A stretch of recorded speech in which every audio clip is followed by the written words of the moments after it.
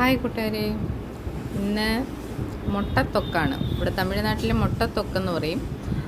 അതായത് മുട്ട മസാല ഗ്രേവി ഇല്ലാതെ വഴറ്റിയെടുക്കുന്നത്.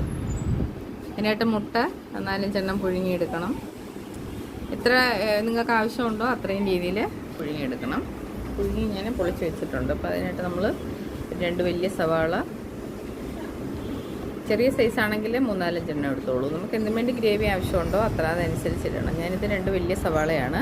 പിന്നെ ഒരു എരിയുള്ള 4-5 പച്ചമുളക് കീറിയത്, ഇഞ്ചി 1 ഇഞ്ച് നീളത്തിൽ ഇഞ്ചി, കുഞ്ഞിഞ്ചി പൊടിച്ചരിഞ്ഞത്, പിന്നെ ഒരു 3-4 അല്ലി വെളുത്തുള്ളി. ഇത്രയും സാധനങ്ങളിട്ടാണ് ഞാൻ ഈ വഴറ്റിക്കൊണ്ടിരിക്കുന്നത്. നമ്മളതങ്ങോട്ട് എണ്ണ ഒഴിച്ച് കടുവിട്ട് പൊട്ടുമ്പോൾ ഇത്രയും സാധനങ്ങളും കൂടെ അതിനകത്തിട്ട് വഴറ്റിയതിന് ശേഷം ശകലം ഉപ്പും കൂടി ഇട്ട് വഴറ്റണം.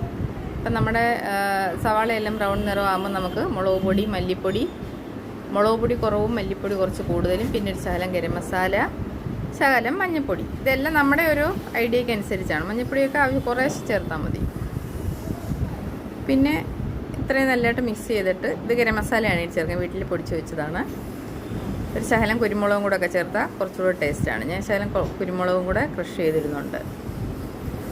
ഇത് നല്ലതായിട്ട് പച്ചമണം മാറുന്നത് വരെ നല്ലതായിട്ട് ഇളക്കണം.